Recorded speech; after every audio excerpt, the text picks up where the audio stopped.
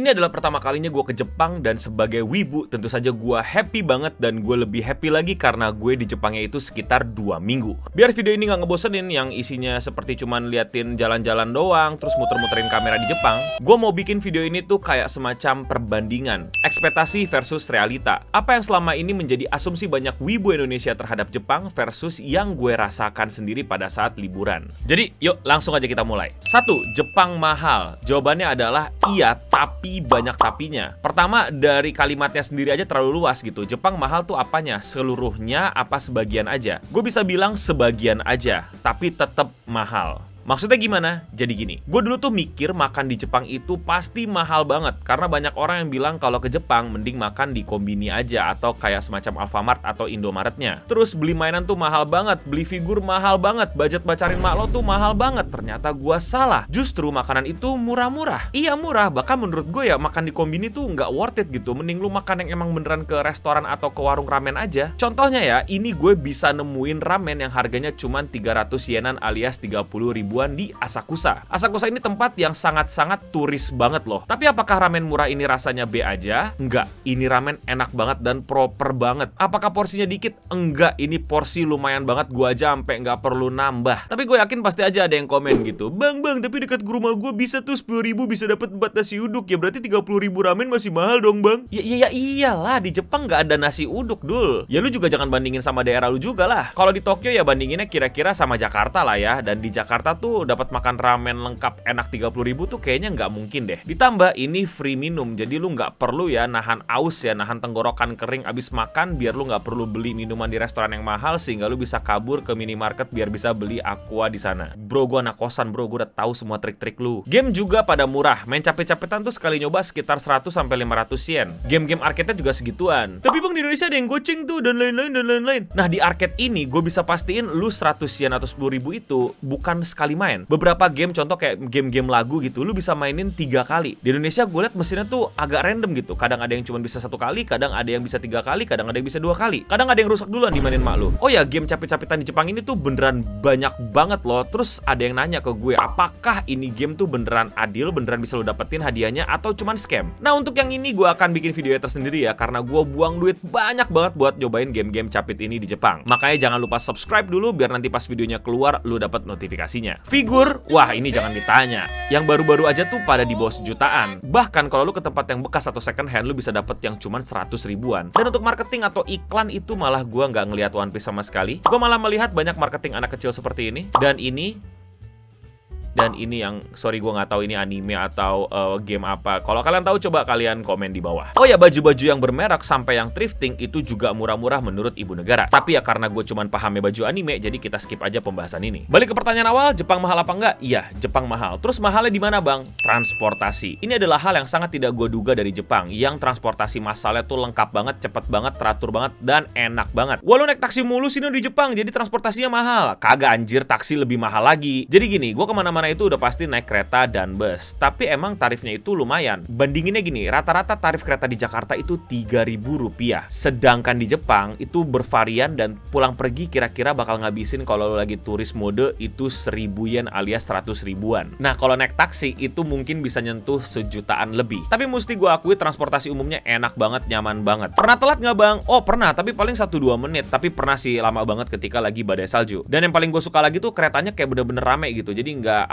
lama nunggunya gitu. Kayak tiap 5-10 menit tuh pasti ada aja kereta baru menuju tujuan lu. Apalagi yang mahal ya rumah, apart, kos-kosan, apapun yang berhubungan sama tempat tinggal itu di Tokyo ya, itu mahal banget. Udah pasti nyentuh di angka kira-kira 10 jutaan. Bisa ke atas, bisa ke bawah. Tentu saja itu untuk per bulan, mana mungkin setahun. Nah makanya harga hotel dan Airbnb-nya pun juga pada naik. Makanya gue milih ditinggal di inn atau penginapan murah gitu. Ini penginapan kayak kos-kosan gitu. Jadi ya lu nggak dapetin apa yang biasa lu dapetin di hotel. Dan tempatnya sudah pasti sangat-sangat kecil. Dan menurut gue ya dimanapun di Tokyo atau di Jepang ya tempat itu apa-apa pasti kecil. Kalau lo mau yang gede lo mesti bayar lebih mahal lagi walaupun itu lo udah di hotel. Apalagi yang bikin penginapan ini murah dan beda sama hotel yaitu adalah ini jauh dari pusat Tokyo. Ini ada di sekitaran Tokiwadai, jauh banget dari Tokyo. Dan tentu saja lo nggak bakal dapat breakfast sama housekeeping gitu yang jagain atau bersih-bersihin kamar lo tiap harinya. Tapi ini poin minus yang menurut gua plus banget karena gua tuh kalau liburan gua tuh selalu pengen berasa jadi kayak lokal. Ya walaupun nggak 100% ya. Maksudnya gimana tuh no? Jadi selain mesti beres-beres kamar, gue itu mesti banget milah-milahin sampah. Seperti yang kalian tahu, di Jepang itu sampah sangat-sangat mesti dipisah-pisahin. Mana yang kaleng, mana yang plastik, mana yang combustible, mana yang non-combustible, itu mesti lu pisahin per plastiknya. Dan tentu saja itu tidak tinggal lu taruh tempat sampah atau lokasi petugas, lu mesti bawa sendiri ke tempat pembuangan sampahnya dan lu mesti taruh lagi tuh mana yang ini, mana yang itu, mana yang itu, mana yang ini. Berikutnya adalah gue mesti nge-laundry sendiri. Ini juga seru banget sih, walaupun ngerepotin ya. Yang dimana gue mesti ke laundry koinan, seperti namanya, laundry koinan. Gue mesti masukin koin biar mesin cucinya nyala. Entah kenapa gue nikmatin banget prosesnya dari nyuci sampai ngeringin sampai akhirnya pulang dari tempat laundry. Oh ya, kalau lo penasaran kenapa sih lu kok nyuci sama buang sampah pakai baju lengkap tebel gitu? Karena dingin.